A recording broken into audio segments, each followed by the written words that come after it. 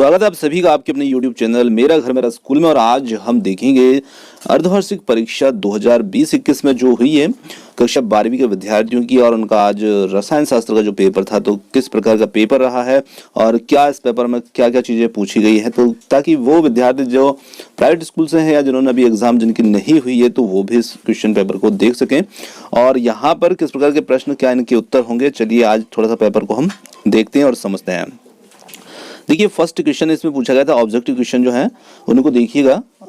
काई केंद्रित घनी जालक की समन्वय संख्या होती है। तो ये पेपर जिन विद्यार्थी ने दिया है तो यहाँ पर उन्होंने कुछ निशान भी लगा रखे हैं, तो यहाँ पर जरूरी नहीं कि वही उत्तर सही हो, तो मैं यहाँ पर आपको सही उत्तर बताने की भी कोशिश करूंगा। काई केंद्रित घनी जालक की जो समन्वय संख्या होती है वो होती है 8। अब देखिए यहाँ पर शायद इन्होंने 8 पर ही निशान लगाया है, थोड़ा सा क्लियर नहीं दिख पा रहा है वो, क्योंकि इस प्रकार से इन्होंने भेजा है। तो यहाँ पर 8 जो होगा ये उत्तर होगा। अब यहाँ पर फर्स्ट नंबर पर शायद 8 है या 6 है, क्योंकि एक जगह पर और थर्ड विकल्प में दिख रहा है, तो 8 जो होगा वो सही होगा। ठीक है, क्योंकि जो काय केंद्रित घनी जालक होता है ना उसी को हम BCC भी कहते हैं, बॉडी सेंटर्ड क्यूबिक सेल। तो इसमें जो समन्वय संख्या पूछी है, परमाणु की संख्या नहीं पूछी है, समन्वय संख्या पूछी है, तो ये इसमें 8 होगी। अगला क्वेश्चन है यहाँ पर SiC जो है ये किस प्रकार का ठोस है। तो देखिए SiC जो है सिलिकॉन कार्बाइड, ये एक सहसंयोजित ठोस होगा, तो इसमें जो सेकंड वाला होगा ये इसमें सही उत्तर होगा। अगला क्वेश्चन यहाँ पर पूछा था सम चतुष्फलक सममिति के लिए त्रिज्यानुपात क्या होगा। तो सम चतुष्फलक सममिति के लिए त्रिज्यानुपात जो होता है वो होता है 0.225। तो इसमें जो ऑप्शन 4 होगा ये राइट होगा, इन्होंने ये गलत किया है दूसरा वाला, तो यहाँ पर ऑप्शन 4 जो होगा ये इसमें राइट उत्तर होगा। अगले क्वेश्चन की बात करते हैं। क्रिस्टल में विद्युत चालकता उत्पन्न करने के लिए जो अशुद्धि मिलाते हैं, मिलाने की जो क्रिया होती है उसे हम क्या कहते हैं, तो उसे हम डोपिंग कहते हैं। तो ये यहाँ पर सेकंड वाला इसमें सही होगा। चलिए आगे देखते हैं। अगला क्वेश्चन है यहाँ पर FeCO और Ni जो है आयरन कोबाल्ट निकेल, ये किस प्रकार के पदार्थ हैं, तो ये लोह चुंबकीय पदार्थ हैं, तो इसमें सेकंड वाला जो है वो बिल्कुल सही होगा। अब बात करते हैं आगे अगले क्वेश्चन के, रिक्त स्थान के रूप में जो पूछे गए थे। तो यहाँ पर प्रतिरोध का जो व्युत्क्रम है वो क्या कहलाता है, तो वो प्रतिरोध का व्युत्क्रम जो होता है विद्युत चालकता कहलाता है। तो विद्युत चालकता या चालकता हम लिख सकते हैं। अगला क्वेश्चन था रिक्त स्थान में यहाँ पर प्राथमिक सेल को पुनः नहीं किया जा सकता है। तो प्राथमिक सेल जो होता है इसे पुनः आवेशित नहीं किया जा सकता है। और आपने यदि केमिस्ट्री के जो हमने क्वेश्चन बैंक के क्वेश्चन दिए थे ऑब्जेक्टिव टोटल ही वही पूछे गए हैं, तो आप उनको जरूर देखिएगा। और आपने नहीं देखे तो अभी भी आप जाकर के केमिस्ट्री के लगभग 1 से लेकर के तो 9 चैप्टर तक के हमने इसमें ऑब्जेक्टिव क्वेश्चन करवा दिए हैं, और ज्ञान परख और जो समझ परख है वो भी आपको मिलेंगे, है ना। पर थोड़ा सा समय लगेगा, तो आप जाकर चेक कर सकते हैं, टोटली वही क्वेश्चन इसमें पूछे गए हैं। अब आगे है यहाँ पर तनुता बढ़ाने पर विलयन की विशिष्ट चालकता का मान जो होता है क्या होता है, तो ये घट जाता है। ठीक है, विशिष्ट चालकता जो होती है तनुता बढ़ाने पर ये घटती है, तो यहाँ पर हो जाएगा घट जाती है या कम हो जाती है। तो यहाँ पर चाहे आप कम लिख सकते हैं या घट जाती है। 1 फैराडे बराबर कितना होता है, तो ये 96,500 कूलाम, इसमें उत्तर हो जाएगा 96,500 कूलाम, यहाँ पर 96,500 कूलाम। चलिए वह दाब जो विलायक के प्रवाह मात्र को रोकता है तो वो दाब कहलाता है, तो उस दाब को हम कहते हैं परासरण दाब। तो यहाँ पर उत्तर हो जाएगा परासरण दाब। चलिए अगला क्वेश्चन ये था यहाँ पर अर्धपारगम्य झिल्ली से केवल रिक्त स्थान के अणु पार हो सकते हैं। तो इसमें उत्तर हो जाएगा विलायक के अणु जो होते हैं सिर्फ वो ही पार हो सकते हैं, तो इसमें उत्तर हो जाएगा विलायक के अणु। चलिए आगे बढ़ते हैं अगले क्वेश्चन की ओर। अगला क्वेश्चन यहाँ पर सही जोड़ी के रूप में है, और सही जोड़ी जो है वो एक ही चैप्टर की यहाँ पर रख दी गई है। ठीक है ना। तो अनुसंख्यिता जो है, तो अनुसंख्यिता को हम कह सकते हैं कि ये एक सैद्धांतिक पद होता है, तो इससे मिला देंगे सैद्धांतिक पद से। कोटि जो होती है प्रायोगिक रूप से निर्धारित होती है, इससे मिला देंगे यहाँ पर प्रायोगिक रूप से निर्धारण। अर्धायु काल स्थिर है, तो ये प्रथम कोटि की अभिक्रिया हो जाएगा। और एस्टर का जल अपघटन ये छद्म कोटि की अभिक्रिया होगी। और सक्रियण ऊर्जा जो है अभिकारक के अणुओं को दी जाने वाली आवश्यक ऊर्जा होती है, वो सक्रियण ऊर्जा होती है।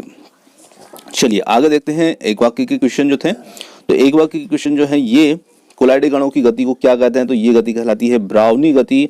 ये हमारा इसमें उत्तर हो जाएगा ब्राउनी गति।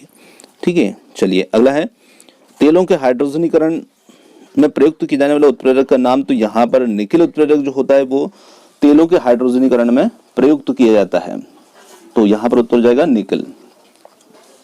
चलिए अगला क्वेश्चन है सॉरी, अगला क्वेश्चन है क्या होता है जब गोल्ड के कोलाइडिव विलयन में जिलेटिन मिलाया जाता है? तो जब गोल्ड के कोलाइडिव विलयन में जिलेटिन मिलाते हैं तो ये द्रव स्नेही की तरह व्यवहार करने लगेगा।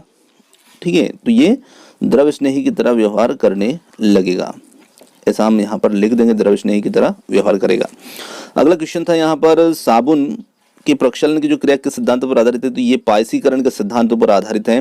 तो यहाँ पर उत्तर हो जाएगा हमारा पायसीकरण। ये पूरा एक शब्द लिखना है इस प्रकार से, है ना, मैंने यहाँ पर थोड़ा सा तोड़ दिया उसको जगह कम होने से। अगला है उत्प्रेरण शब्द का प्रथम जो प्रयोग था, प्रथम बार उपयोग जो है ये किसने किया था? तो ये किया था बर्जिलियस ने। तो इसका उत्तर जो हो जाएगा ये हो जाएगा बर्जिलियस। तो यहाँ पर ये टोटल जो ऑब्जेक्ट थे ये हमने देखे। अब इसमें जो क्वेश्चन थे वो किस प्रकार के पूछे गए हैं वो आप यहाँ पर देख सकते हैं। जैसे आनुषंगिक गुणधर्म किसे कहते हैं? तो कितने प्रकार के होते हैं? तो 4 प्रकार के होते हैं, जो आपका क्वथनांक उन्नयन हो गया, हिमांक का उन्मन, पराशरण दाब और वाष्प दाब में आपेक्षिक का उन्मन। तो इस प्रकार से हम उनको लिख सकते हैं।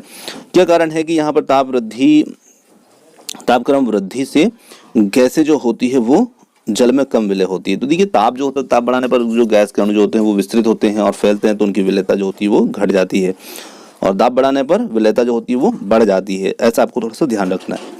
ठोस कठोर क्यों होते हैं? इनका आयतन क्यों निश्चित होता है? तो ये उनकी बनावट होती है, उनके अणु जो होते हैं पास पास होते हैं, उनके मजबूत बल होते हैं, उनसे जुड़े होते हैं। ठीक है, मैं पूरा उत्तर नहीं बता रहा हूँ पर आपको एक हिंट दे रहा हूँ केवल अभी यहाँ पर। अगला यहाँ पर है क्रिस्टल जालक बिंदु दोष क्या होते हैं, कितने प्रकार के होते हैं? तो जो आपके स्टाइकोमेट्रिक, नॉन स्टाइकोमेट्रिक दोष होते हैं वो सभी दोष इसमें आ जाएंगे। और अगला है यहाँ पर निम्न को समझाइए, लौह चुंबकत्व, अनुचुंबकत्व। तो लौह चुंबकी और अनुचुंबकी जो है हम उसके अयुग्मित इलेक्ट्रॉनों की संख्या के आधार पर इनको समझा सकते हैं। और गैल्वेनीकरण क्या है? वही लोहे पर जस्ते की परत चढ़ा देना और संक्षारण से बचाने के लिए गैल्वेनीकरण कहलाएगा। फिर धात्विक चालन और विद्युत अपघटनी चालकता में अंतर, एक धात्विक है और एक विद्युत अपघटनी पर आधारित, एक चालक धातु चालक पर है और अंतर इसमें दिखाना था। फिर यहाँ पर अगला है विशिष्ट चालकता का मान एवं शैल स्थिरांक क्या है, इनके मध्य क्या संबंध है, इनके मध्य संबंध स्थापित करना था। और विभिन्न चालकताओं पर तनुता का क्या प्रभाव पड़ता है? तो विभिन्न चालकता से मतलब है जैसे विशिष्ट चालकता हो गई, मोलर चालकता हो गई, तुल्यांक की चालकता हो गई। तो अभी एक क्वेश्चन तो हमने देखा कि भाई विशिष्ट घटती है और बाकी जो चालकताएं होती है वो बढ़ जाती है, तो ये इनमें प्रभाव पड़ेगा इस प्रकार से। फिर यहाँ पर था हार्डी-सुलज़े का नियम, स्कंदन से संबंधित जो होता है कि किसी भी आयन की जो संयोजकता इतनी ज़्यादा होगी उतना ज़्यादा स्कंदन करेगा। फिर 15वां क्वेश्चन यहाँ पर था रोशनदान या खिड़कियों से आता हुआ प्रकाश दिखाई देने वाले धूल के कण में कौन सा प्रभाव होता है? टिंडल प्रभाव ये दर्शाते हैं। अभिक्रिया की कोटि क्या है और कितने विभिन्न प्रकार की कोटियों की व्याख्या करिए? तो इसमें शून्य, प्रथम, द्वितीय, तृतीय कोटियों को पर दिखाना था। उत्प्रेरक अभिक्रिया के वेग को किस प्रकार से बढ़ा देते हैं समझाइए? तो उत्प्रेरक की जो क्रियाशीलता होती है, किस प्रकार काम करते हैं, उनकी क्रियाविधि को उसमें थोड़ा सा समझाना था। फिर यहाँ पर था अगला क्वेश्चन, फ्रैंकल दोष में ठोस के घनत्व पर प्रभाव नहीं पड़ता, साटकी दोष में घनत्व कम हो जाता है, क्यों? तो इनको थोड़ा सा विस्तार से इसमें समझाना था। और अगला क्वेश्चन था किसी दोषपूर्ण क्रिस्टल में निम्न को समझाइए, रक्त का दोष, अंतरकाशी की दोष को समझाना था। और उपरोक्त दोषों में क्रिस्टल के घनत्व पर क्या प्रभाव पड़ेगा? तो देखिए ये फर्स्ट चैप्टर से भी यहाँ पर क्वेश्चन जो थे वो पूरे पूछे गए हैं, सिर्फ ऑब्जेक्टिव नहीं पूछे गए हैं, क्वेश्चन भी इसमें पूछे गए हैं। और मोलल हिमांक अनुमान स्थिरांक क्या है? इसकी सहायता से किसी वाष्प से लेकर आणविक द्रव्यमान की गणना करने का जो सूत्र है वो मैं दिखाना था निकाल करके। और अगला क्वेश्चन था यहाँ पर क्वथनांक में उन्नयन क्या है? हिमांक में अनुमान भी पूछ लिया गया है और क्वथनांक में उन्नयन भी इसमें पूछा गया था। तो बहुत ही अच्छे क्वेश्चन थे, कोई भी ऐसा क्वेश्चन नहीं था कि जहाँ विद्यार्थी को ज़्यादा सोचना पड़े। यदि उसने स्टार्टिंग से थोड़ी सी अपनी पढ़ाई को जारी रखा है तो सभी प्रश्नों के हल वो आसानी से कर सकते हैं। इसी प्रकार के क्वेश्चन इसमें पूछे गए थे। ऐसे सेल जिसमें रासायनिक ऊर्जा विद्युत ऊर्जा में परिवर्तित होती है, तो वही इसकी कार्यप्रणाली समझाना था। शुष्क सेल को आप बना करके समझा सकते थे। एक वोल्टी सेल विद्युत अपघटनी सेल से किस प्रकार से भिन्न होता है? तो एक प्राथमिक सेल होता है, विद्युत अपघटनी द्वितीयक सेल होता है, ऐसे हमको समझा देना था। लोहे के दरवाजे और खिड़कियों पर जंग लग जाती है, तो यहाँ पर जंग से संबंधित हमें उसका रासायनिक सिद्धांत था उसको समझाना था।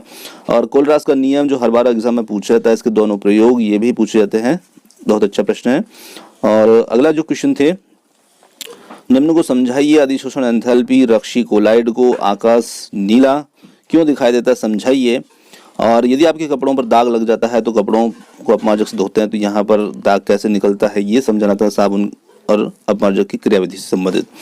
सिद्ध कीजिए कि शून्य कोटि की अभिक्रिया का अर्धायु काल की सांद्रता के समानुपाती होता है।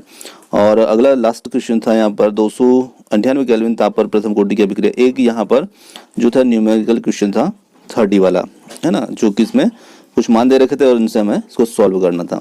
तो इस प्रकार का जो हाफ ईयरली एग्जाम का क्वेश्चन पेपर था और मेरा यहाँ पर ये पेपर दिखाने का जो मकसद था वो ये था, मैं ये दिखाना चाह रहा था कि देखिए एमपी बोर्ड ने जो भी क्वेश्चन बैंक दिए हैं उनमें से वास्तव में पूछे हैं या नहीं पूछे हैं। तो इसमें सभी क्वेश्चन जो है आपके उसी क्वेश्चन बैंक से ही सारे निकल रहे हैं, तो निश्चित रूप से उसी से आपको क्वेश्चन जो है वो मिल रहे हैं। तो निश्चित रूप से और आप जाकर के चेक भी कर सकते हैं। मैंने यहाँ पर केमिस्ट्री के आपको 1 से 9 तक के चैप्टर के उसमें कंटिन्यू अपलोड किए हैं और जाकर के आप देख सकते हैं, उसकी प्लेलिस्ट को चेक कर सकते हैं। और उम्मीद करते हैं वीडियो आपको पसंद आया होगा और आपका कोई सुझाव कमेंट्स हो तो आप कमेंट्स में ज़रूर बताइएगा। धन्यवाद।